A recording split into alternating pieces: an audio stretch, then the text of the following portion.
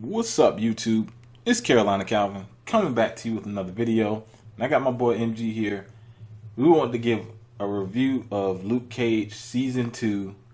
Of course, talk about everything that's shown in the season, what we thought about the season, and where we rank it amongst pretty much all the Marvel Netflix series. You know, you had Jessica Jones earlier, Season 2 earlier this year.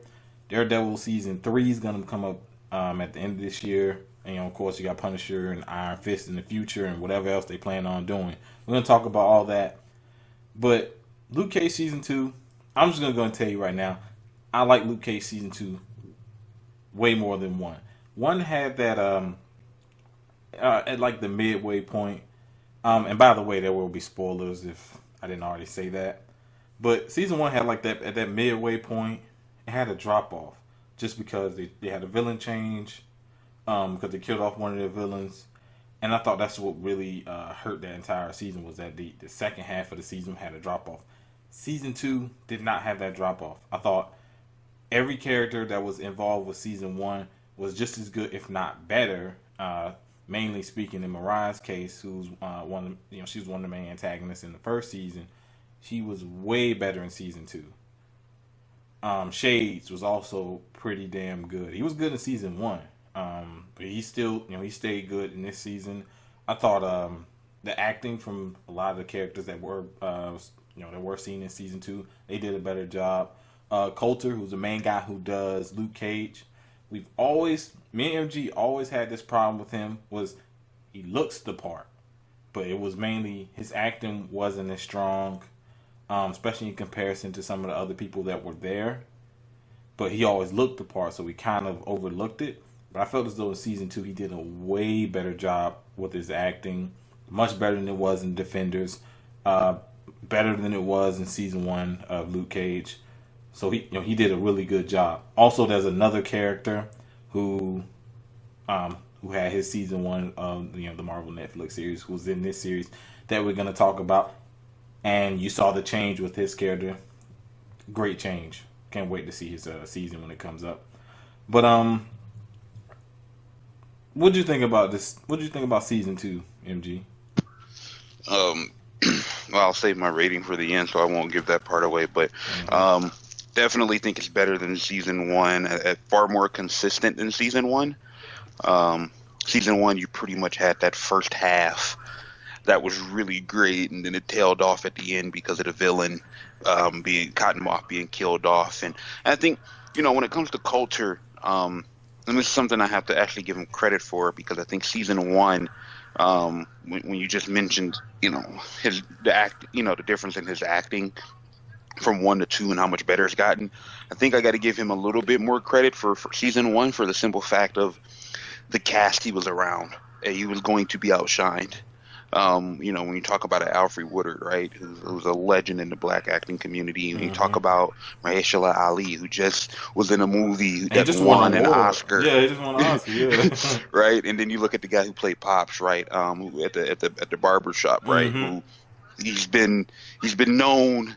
We've seen him in everything, right. So, a Rosario Dawson, who's been around the block, for a while. Everybody pretty much knows who she is. So I think a lot of the people that he was acting with we're talking about upper echelon actors in the black community. So, of course he got outshined in Season 1, and part of it was his fault, but he definitely stepped it up way to another level this season, especially with his range. Season 1, it kind of felt like he just had that. He's kind of monotone in his reactions to everything. It's like a kind of robotic.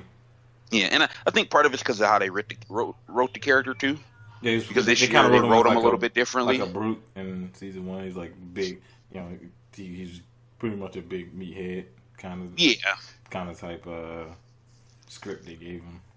So this season I felt like the villain was way better. Because I'm not gonna call Bushmaster a villain, so to speak. He's an anti-hero because he wasn't necessarily picking sides.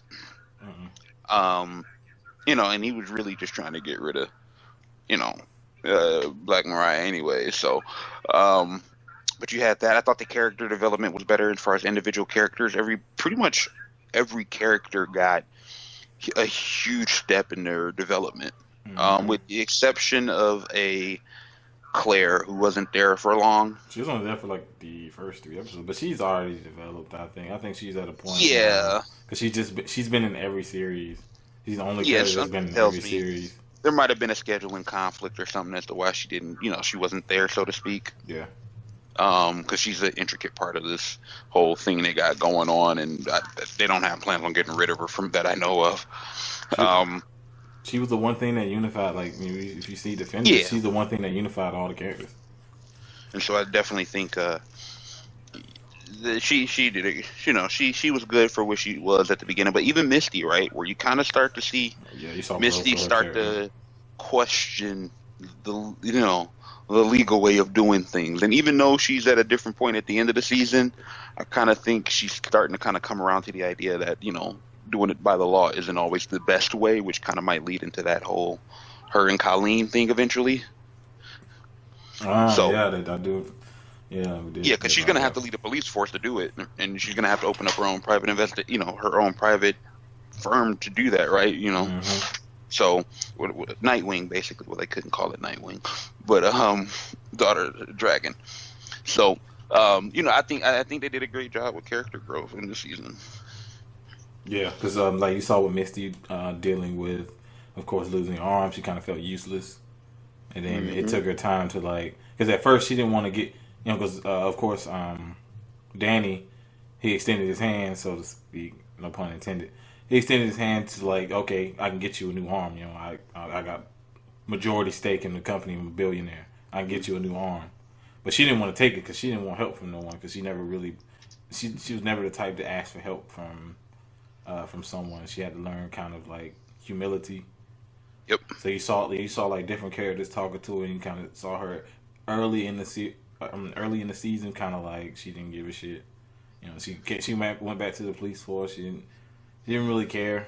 But then, of course, she mustered up the courage after multiple people talked to her. You also saw Colleen in there, who's great, by the way, and nothing's changed with her. She was to me the best part of the Iron Fist season 1. Yeah. She was the best part. So then she still stayed that way. She was great. She was in 1 episode. So was it 1 or 2? Because I know the episode where she was like training. You had that, because you had the one where her and that was Rosario Dawson and Misty Knight that were doing the bouncing ball exercises. So yeah, it was 1 episode. Yeah. So you saw growth with her character. You also saw as I talked about, Mariah was great. She was good in season 1. She was better in season 2. Man, she was vicious. She was vicious in season 2. She was vicious. And there's a scene that I will talk about in just a little bit. That you saw it. It was so bad that even Shades turned on her. Yeah, how vicious she was. And Shades is a vicious motherfucker. He killed his own boy because he was a snitch. He killed his homie because he was a snitch. So it shows the lengths he'll go to. He kidnapped the dude. He showed the lengths he'll go to. But Tilda, her daughter, you saw some growth. She kind of was like innocent at the beginning, so that's the best way to put it. Mm-hmm. She was innocent early on. Then, once she learned more about her mother, she learned more about Bushmaster and found out that he wasn't as bad of a guy as she once thought. He did almost kill her by setting the house on fire with her and her mother in it. But she saw that she had a hard life.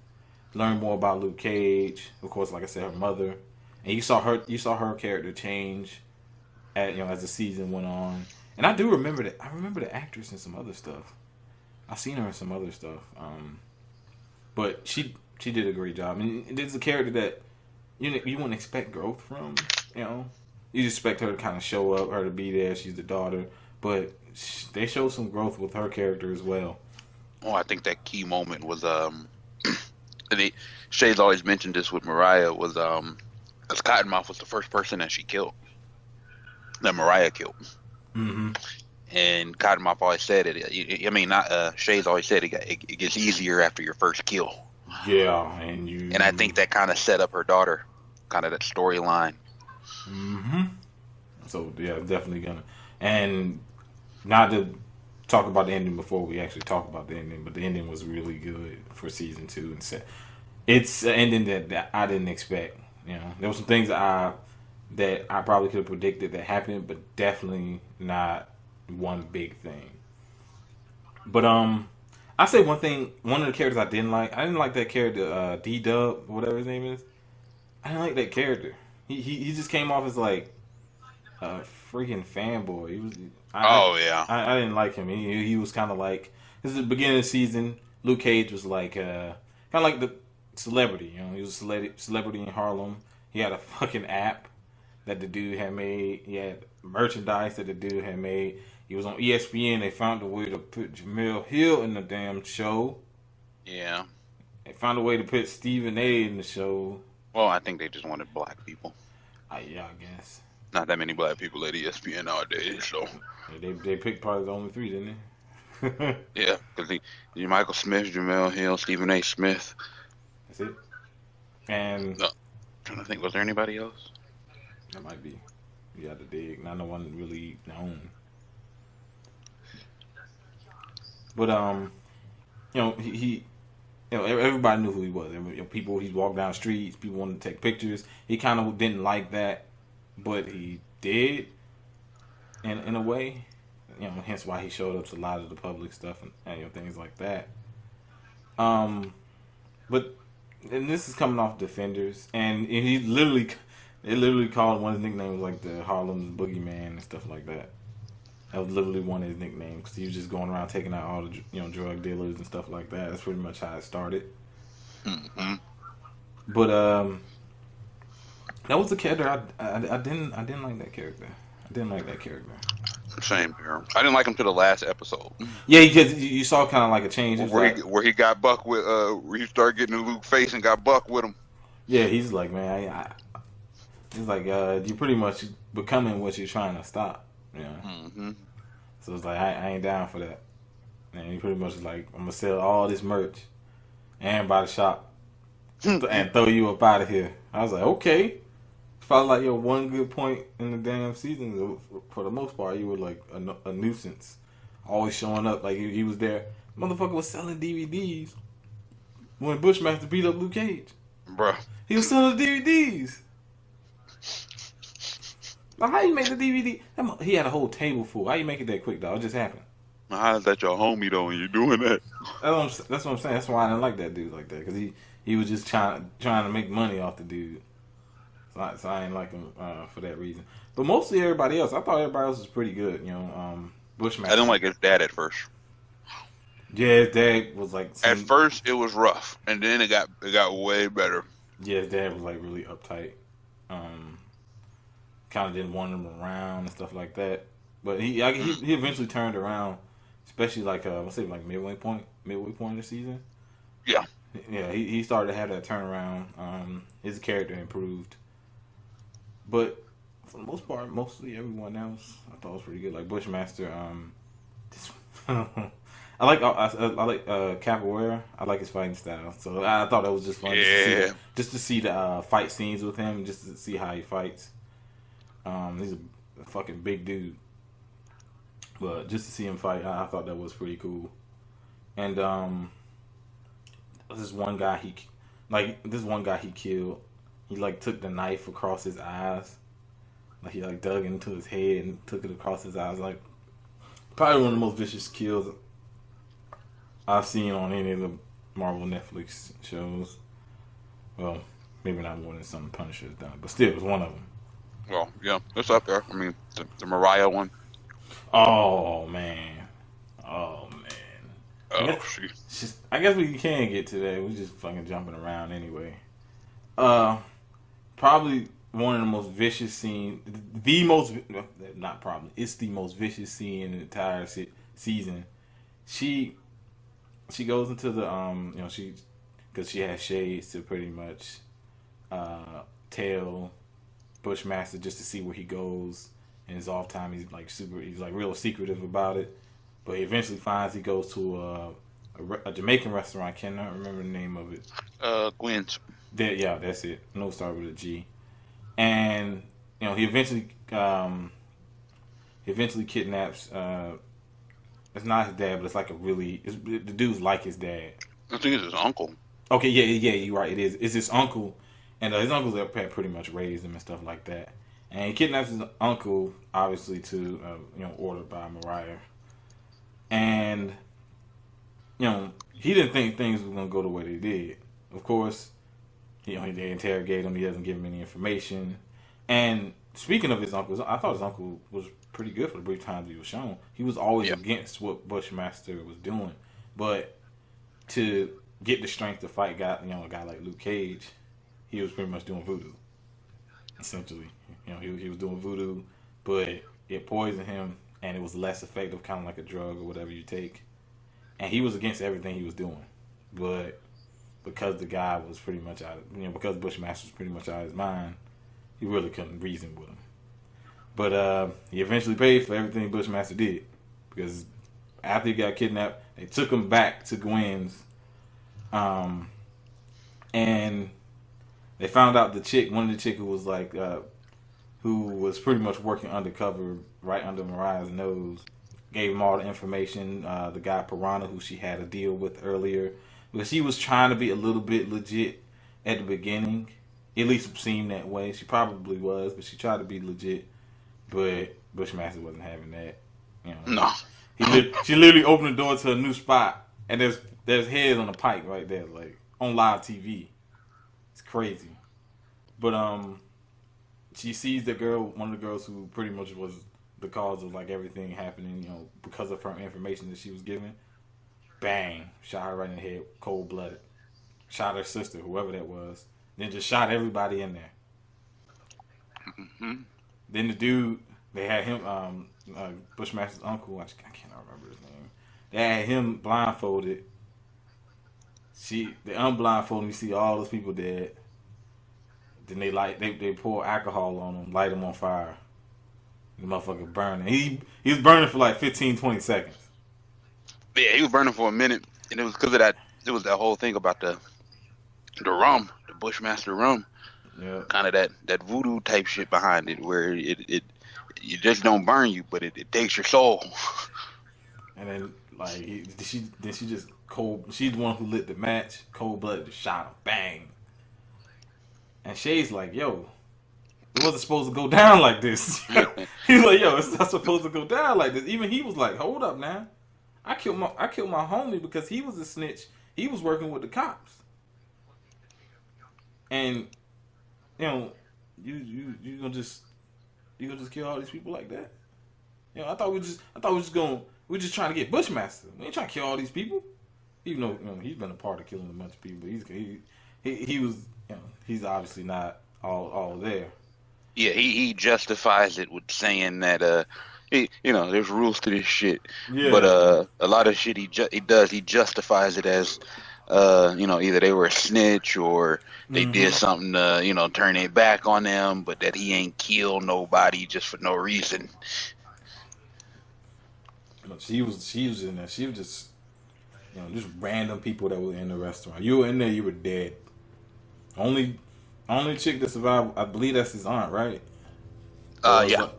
She was the only one that survived, and Luke Cage was the one who protected her. Which kind of like, that's when you kind of got in a dialogue between those two, because when they went to go see the uncle in the morgue, as soon as like she opened the door, she saw him, and then she saw Luke Cage. The motherfucker's like, yo, there you go. What's up? That's why I got that vibe. Like, round four, because by this point they already fought 3 times. But you see, like, round 4, and then you saw them talk, and you kind of saw his angle, whereas Bushmaster was dead set on destroying Mariah. Everything, even more so now because of course, what happened. He killed all his people. That was his family. But you kind of saw the dialogue, and I thought it was a pretty good scene, because you actually saw those two actually talking. You see, one, Bushmaster's like, there is no black and white. There is some gray. You only, you Luke Cage, you only see black and white. And then you're telling you're a fucking psychopath, stuff like that. So you saw them. They actually had a conversation. They actually worked together for a little bit, where they went into I think it was like Koreans, but they had drugs and stuff. They had a Oh trap set yeah. up, and you went in there and they were beating the shit out of those dudes.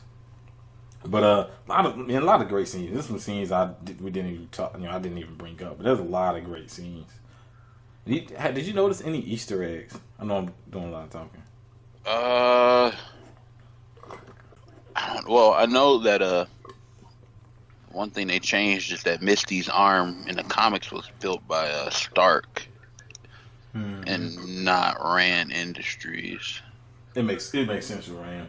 Yeah. He has the money. And then it's like no reason involves something from Yeah, it makes total sense. Trying to think, is there any like obvious? I didn't see any. I know Matt was mentioned all but one time. I do remember Matt being mentioned once. Yeah, 'cause of course it was always by Claire who. It was always Claire. Always by Claire. Yep. Or Danny. I think Danny mentioned him once. He did when it was at dinner. Oh, I didn't even talk about him. Damn. But yeah, I can't think of any really. Yeah, I would have to watch it again. I would have to watch it again to see any Easter eggs. I remember watching Punisher and I saw Easter eggs from Jump, but I don't remember any. If anyone in the comment section can point one out or let me know on Twitter of where the Easter egg is at and what is it, please do. What do you think about Danny? I wanted to let you talk about Danny since I talked about kind of some of the other stuff. What do you think about Danny? I like the progression of Danny. Mm-hmm. I might have been one of the few people who liked him in Iron Fist. So, and I'm one of the few people who liked that season, that first season too. So, I don't think it was as bad as people say it was. People were like, it's like a 3 out of 10. No fucking way. Honestly, I'm at the point where I prefer that. I honestly prefer that over Jessica Jones. Oh yeah, Jessica Jones. Not only is she unlikable, but I'm sorry, she's a superhero who doesn't use her powers. Like I can't get with that. Mm-hmm. But I think when you look at the progression of Danny you got to remember this. He was a kid who spent most of his life in Kung Lao, right? And he came back to the world and and had to get reacclimated. I mean, not just to people and the things that have changed, but technology. Like this dude hadn't had to use a cell phone. Yeah. Like he was away from the world for like 20 years. So I think you go from that kind of naive version of Danny who doesn't really know what's what. I mean, he comes back home and he's still a child at heart, really, because he never really got a chance to experience real life. Yep. And then you kind of see the progression a little bit in Defenders, where he took a more serious tone because of the enemy. Obviously, is his big enemy. And then there was still some growth in how he acted because he had been in the world a little bit longer. And then now I think he's taken another step forward as a character where he's not naive anymore. I think the only thing that he really came off naive about was when Luke told him that money is power. Money is power. You can the physical thing is cool, but money's the real power here. So I think that's and by the end, Danny understood it. It wasn't one of those complicated things where he was fighting. He was fighting back against it like he always fought against the reality. He understood it by the end of his 2 episodes. Yep. So, which I think is going to play a part into his season as well, because he said he's not even using his money that he's making off of Rand. So, he's not even living off of it. So I think that comes into play. And so I definitely think it was a huge step for him, even fighting wise.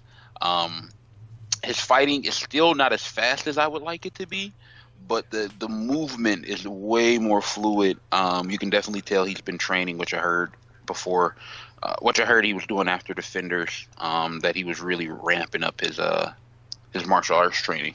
Yeah, even with his build, like he did look like leaner. Yeah. So I definitely think he's putting in the work and it's starting to show. Mm-hmm. And so I only expect better from him at this point. I mean, I like the Iron Fist character. So yep, I felt as though what we got in that one episode was more like Iron Fist than we've seen since they've started. Since of course the Iron Fist season 1 in Defenders. I think that was what we saw because he was giving Luke Cage like Zen like lessons. Yep. And you know, even with like a small moment where they were kind of like, I think they were in like the park or whatever, and he was like, "Fight me." Then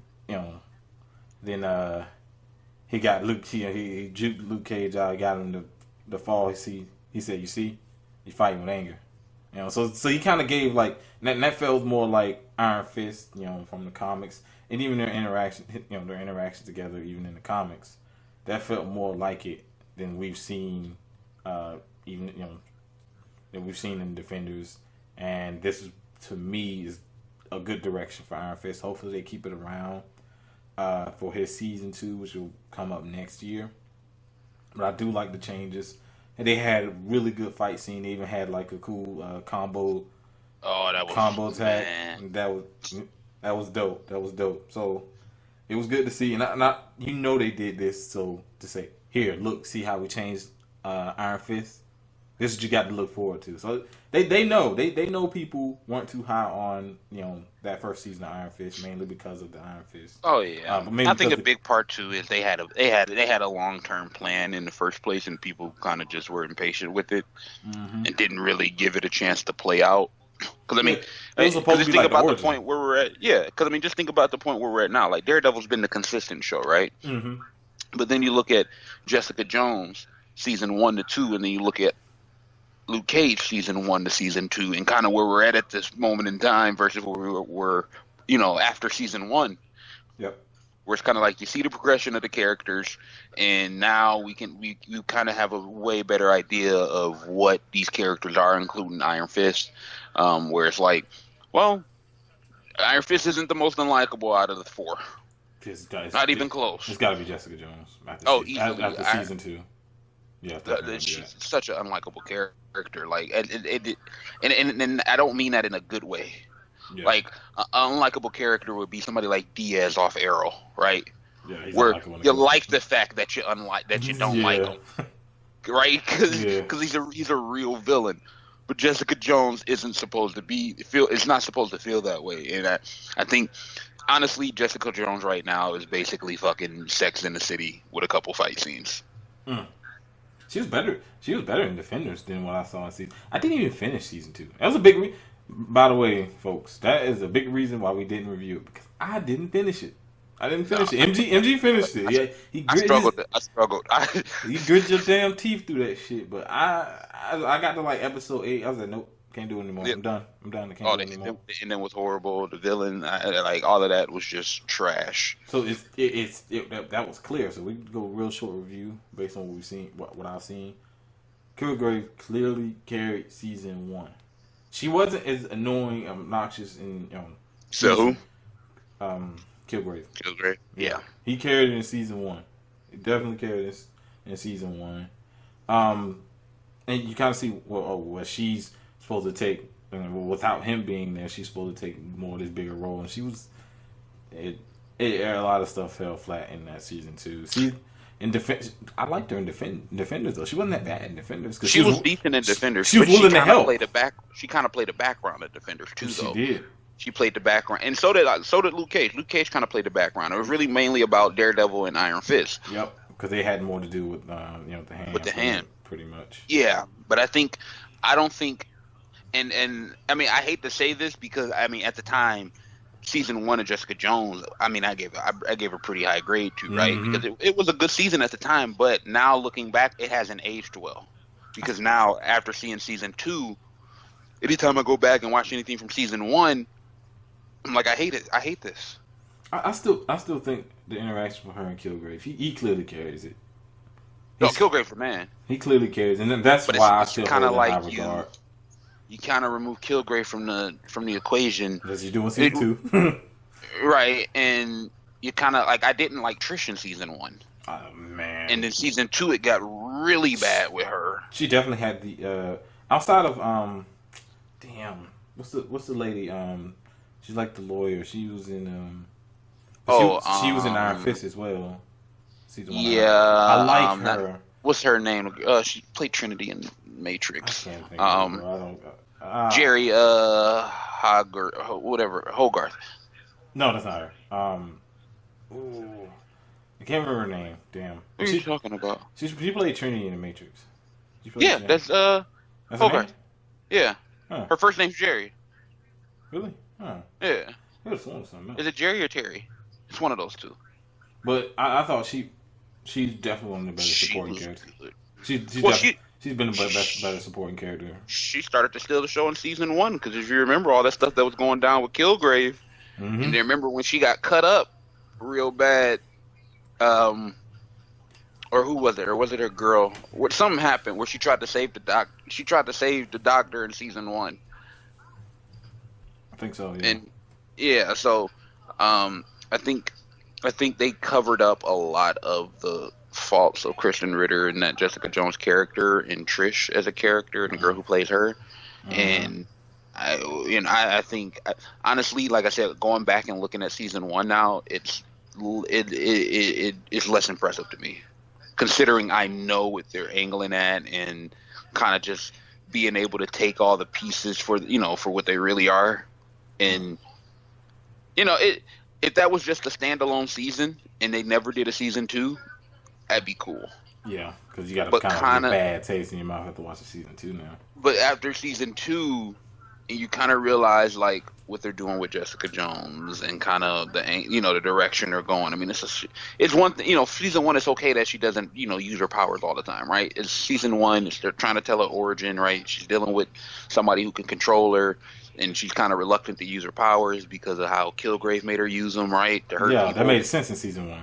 But season 2, it's like we're still not like she should be having super fight scenes, like and that's I mean, she was getting her ass whooped too. That's like watching Daredevil and you got none of those really amazing fight scenes.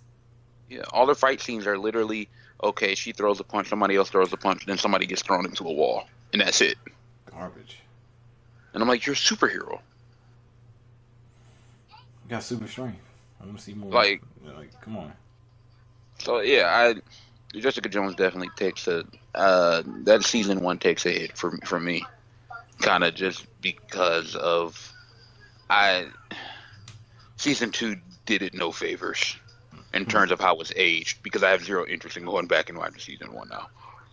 Okay, so what would you give us a score? Give the people a score on Luke Cage season 2. 1 out of 10, scale of 1 to 10.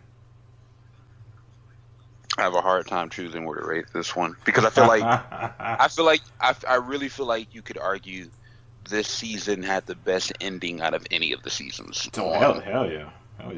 Like you could, because Daredevil was consistently good both seasons the entire time, but in terms of like that ending being having so many just moments. Because, I mean, you look at season 2 of Daredevil, you had the scene with Elektra getting killed, right? Which you kind of figured was going to happen anyways, right?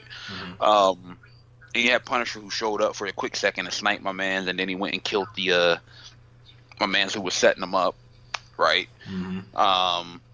What was his name? The blacksmith, right? But you had a couple of, I had the little fight on the rooftop or whatever, but it wasn't that big, like, boom finale, right? It was just great the entire season. And then season 1 of Daredevil with the whole Kingpin thing, that was really good too. But I feel like the boom of this was very similar to season 2 of Daredevil. You got the hero, you got the anti-hero, Bushmaster Punisher, right? You got your main villain, which is, Mariah, and then you got the Hand. This is kind of interesting to kind of see the dichotomy of everything, and even where you had like Shades, who would technically, be the blacksmith, and for Daredevil. So,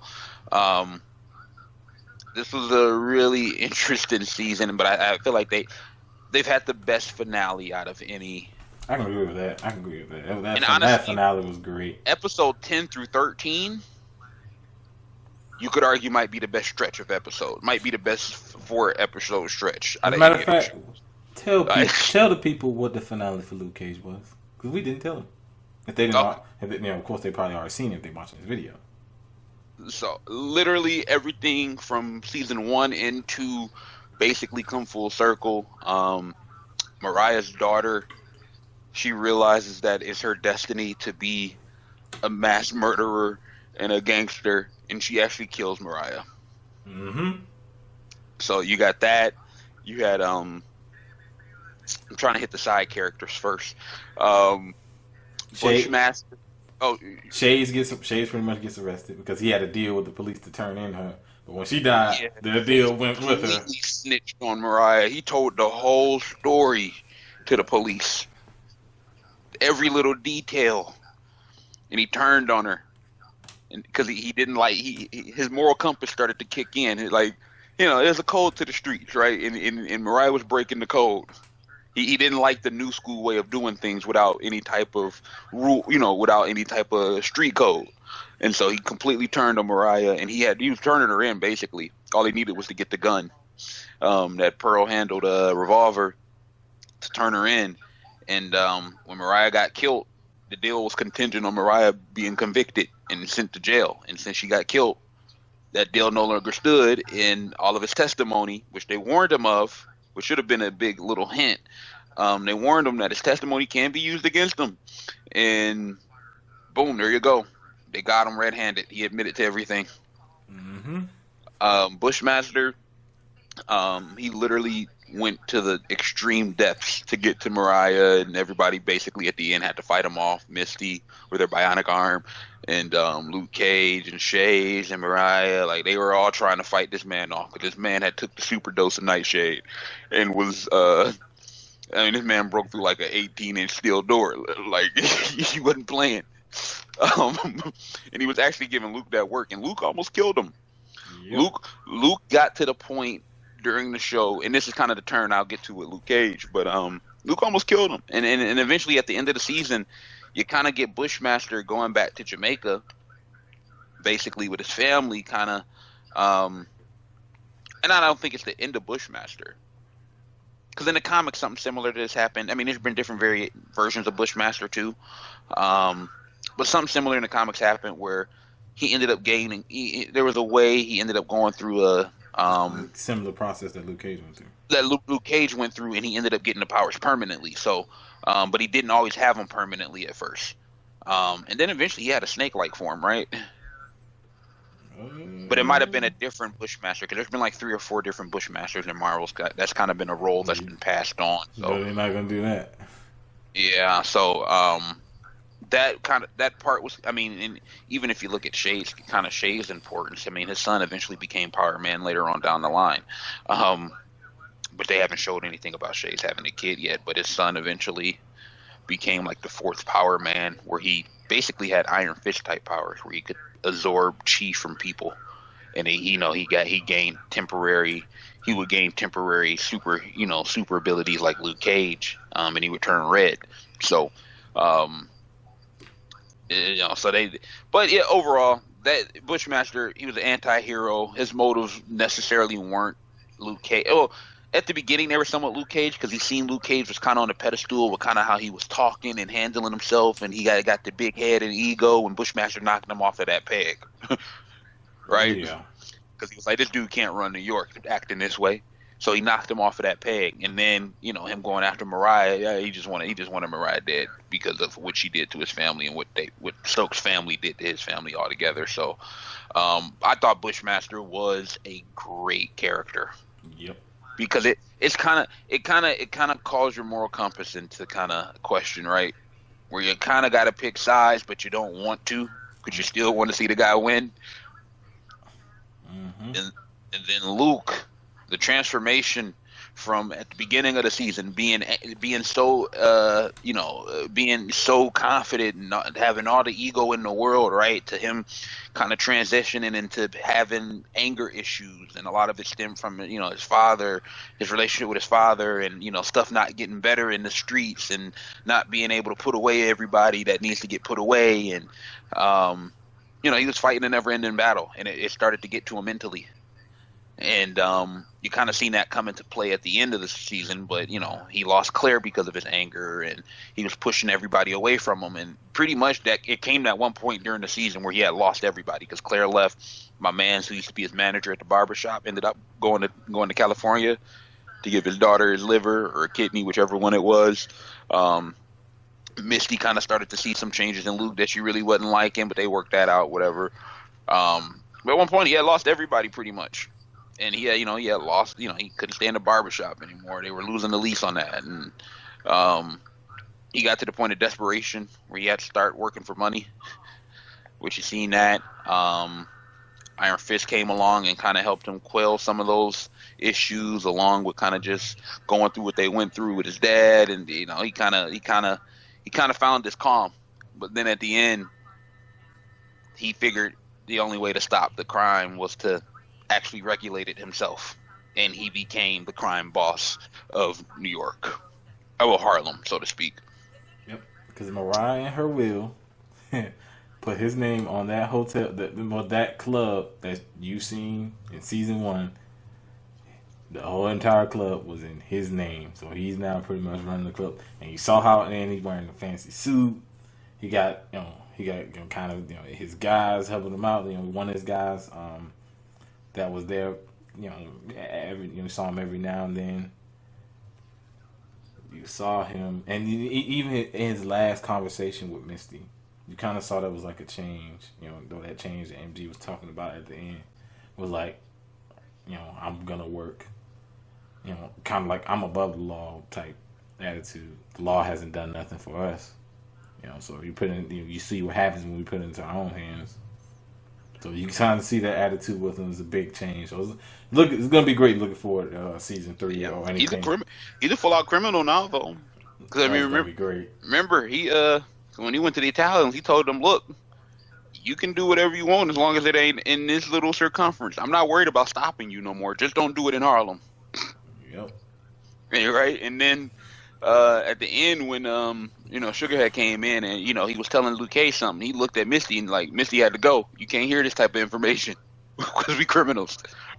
Yep. So that was the big surprise. And that was the ending that you were talking about. Yeah, that was great. I didn't see that coming at all. That would have been the equivalent, and this has happened in the comics before, but that's the equivalent of Daredevil becoming the leader of the Hand. And it's happened in the comics multiple times, but that's kind of what or Iron Fist, like basically one of those two becoming the leader of the Hand. Like that's pretty much the equivalent of what Luke Cage did. In order to stop it, he became the leader of it, but he's also still allowing it at the same time. He's just regulating it. Yep. So, what's your rating? Oh, it's at least 9.5. I think I gave season 2 of Daredevil a 10, and season 1 like a 9.5. I gotta tie it with season 1 of Daredevil at like the 9.5. I can't think of a bad episode. And it was solid front to back. Best ending in my opinion out of all the Marvel shows so far. Oh yeah. This was probably the most gruesome. You could argue this was probably the best villain in terms of Mariah out of all of the Netflix shows so far. I mean, Kingpin was great in season 1. He wasn't this cold-blooded, though. Yeah. Like, Mariah set a dude on fire and then shot him after the fact. like, just die already. Bang. Like, damn. They went to the whole Jamaican restaurant and shot my man whole family. They ain't just go after one person. They could have just shot his uncle and sent a message. No, they shot the entire restaurant up. Like, then she turned her daughter into a villain, basically, by the end of it. Yep. Like, But the crazy thing is, all of the villains, like the female villains, are trying to sleep with Luke Cage. Like that was always the funniest part. Like Mariah was really trying to sleep with Luke Cage, and so was that Italian boss lady and shit. Um, oh, and just the way things came full circle too, right? Because remember Cockroach, right? Mm-hmm. When Luke Cage went to, when Luke Cage went there originally to find him and he wasn't there, the old lady who was in the hallway, right? Mm-hmm. Who called Luke back over when Cockroach was beating his girl, same old lady that offered Luke some coffee. That was Comanche's mom. Oh yeah. Okay. So it came full circle that Shay's, kind of the whole thing with Cockroach and kind of how that pretty much started the escalation of everything. And it all ended with Shay killing Comanche, and then at the end, she came and spit in that man's face. She spit in Shay's face. Yep, I remember that. Yep. Probably I would go with. I'm going with a 9. I think it's right there. The 9, between 9 and 9.5. But I'm gonna go with a 9. It was the series is amazing, like you said. Can't think of too many bad episodes. Not like I said, I'm leaning towards a 9.5, but I'm gonna go with 9. If I'm ranking the episode, the different series by season, of course. Daredevil season 1 is number 1. Daredevil season 2 is number 2. Then I'm gonna go with Luke Cage season 2, right there at 3 spot. Then I'm gonna go with Punisher, Jessica Jones season 1, Defenders, Iron Fist, and Jessica Jones season 2 is in the very last. For obvious reasons, couldn't even finish. I finished every single other series. Could not finish that. What about you? I think, and I said earlier, I said earlier, I forgot to put Daredevil. Luke Cage season 1. Luke Cage season 1 would be right after the Jessica Jones season 1. So yeah. Earlier, I said Daredevil season 1 at 9.5 and season 2 at a 10. I meant to flip flop those. Season 1 is at a 10 for me. Season 2, 9.5. And I got Luke Cage at 9.5. So you got it in the third spot. Yeah, after I watch it again, it might go up. Good, yeah. 'Cause I can't really find flaws with that season outside of D-Dub, like we mentioned. I really can't find many flaws. They even stepped it up with their CG for this season. Yeah, they did. So I really can't find any real flaws with the writing. I mean, the soundtrack was good again. I mean, the artists they had. I mean, they had Jada Kiss and KRS-One and Raekwon. Dude, the first episode was like shook with Mobb Deep. Mm-hmm. I was like, oh man, see, that's so yeah, it definitely gets an A+ in for music. So it's definitely it's in my top 3 though. That's for sure. I just don't know if I got it at 2 or 3. Yeah. And then after that I go Punisher. Yeah. After Punisher I'd probably go Defenders. I really enjoyed Defenders. I don't think I even put that one on mine. You did. You put it in there right before Jessica Jones, I think. Okay, yeah. Okay. Season 1 of Jessica Jones. Mm-hmm. I'm actually going to switch this around and go with Iron Fist. Ooh. And then Luke Cage season 1. Okay. Then Jessica Jones season 1. And then Jessica Jones season 2. And then season 2. Wow. I I really like the Iron Fist series. I may watch it again just to see if I change my ranking for it. I'm gonna watch it again to see if I change my ranking. Like I said, I'm watching Defenders again just to see. Because the only thing I didn't like about Iron Fist really was Joy. Yeah. She got annoying to me. My biggest thing was I didn't like the way the character was portrayed, at least early on. But yeah, it was supposed to. But even for a guy just coming away from that, he still acted a bit like too emotional. I think that was my biggest problem. It wasn't the fact that he was naive, he didn't know about the world. Of course he doesn't. But it was just like, because he was like, he had some really emotional moments. You didn't expect him to be like that. Yeah, I can understand that. Yeah. But definitely think season 2 of Iron Fist is gonna be better because Oh yeah, I know they put out some just some set photos of him and Davos fighting, that's who gonna be great. Steel Serpent. And then Daredevil coming out later this year. We're gonna see, of course, at the end of Defenders, he's alive. Everyone else doesn't know that, but that's gonna lead to season 3. And the storyline they're running with is Monster is probably one of the big 4 storylines for Daredevil in the comics. Yep. Born Again. Yeah. Yeah. With Bullseye and Kingpin. Yeah, so that's gonna be great. That pretty much does it for this video. Probably next time you see us do a video, I've been hearing good things about Ant-Man. I may go out and watch it. Are you? I may go out and watch it. I'll let you know, but we may try to do a video about Ant-Man. I'll have to go see it then. Yeah, we may do a video about Ant-Man, so probably check out that whenever that drops for a review on that. Oh yeah. Oh, they did announce the schedule for CW in terms of when the shows are debuting for their new seasons. They're all kind of offset too. They're not all on the same week. Some are debuting 1 week. I think Legends is the last one to debut. Okay. Their new season, because their seasons are usually shorter than everybody's. Yeah. I know Black Panther just started filming for season 2 within the past week or so. Oh, you talking Black Lightning? I mean Black Lightning. Yeah. Yeah, they just started filming for season 2, and they're casting some new main characters. And there's been a lot of news, like old girl who's playing Nora on Flash, she got upgraded to season regular. Ooh. So did Cecile. But yeah, we could we probably could come back with another video talking about that. Everything they're doing with the CW, because it's gonna be interesting, especially whatever they change. But of course, you can find MG on Twitter, Virtuoso Sports.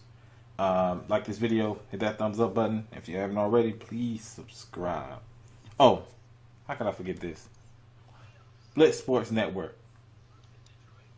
Bruce busts his ass on Blitz Sports Network. Shout out to him for everything he does on that damn website. He busts his ass. When you be on the VIP overtime, I take my word for it. If you haven't already subbed up on his website, please do. But peace. We're out.